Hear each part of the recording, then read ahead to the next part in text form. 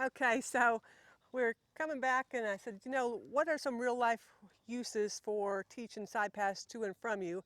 And I had mentioned the trail class before, the trail class in hand. And I thought, well, Huckleberry hasn't done it before, but I could just show you how you would do it a bit. And he might make a couple mistakes, but it is something fun you could play with.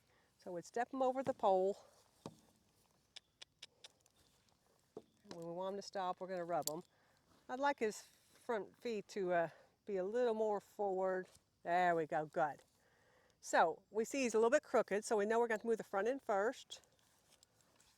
And then like that, and then that was he went more steps than I really wanted him to, but it looked good. So when I want him to stop, I don't pull his head, because that's going to pull his hindquarters out of the way. I rub him with the stick. And if you're riding a horse, touch him with your hand. So we'll move the front end around a bit more. Good. And of course we're at a corner here. Whoop, there we go. So we can't, doing the corners is going to be a little bit harder, but you can get there if you just keep working on this. Now we're going to see if he'll come towards us. Nice. He's almost wanting to creep forward a little bit, so we're going to, there we go. And that's the hard part. Good. And honestly, the good thing about having a pole or something is they start figuring out themselves that they should not hit it and line themselves up and side pass a little more parallel than, you know, just having, sometimes you can't even tell when they're side passing if they're really being straight and being not creeping forward because there's no guideline. So go away. Nice. Wow, and I promise you he has not done this before. He's dabbled just a bare amount under saddle, just figuring out the concept lessons on that, but he has not done this before. But really, we've just added a pole underneath of him. This is not a big deal, and he does know how to get on obstacles. All right. And remember, few steps is great at first. Don't try to get greedy, and it's hard when you have Huckleberry. Yes, it is. Okay, lean back.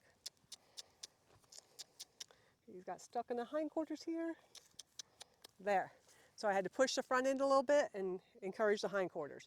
Now, wouldn't that be cool for a judge if you could side pass to and away? Now, don't do it if it's real ugly. You know, won't get you any brownie points if it's not real pretty, but that's pretty cool.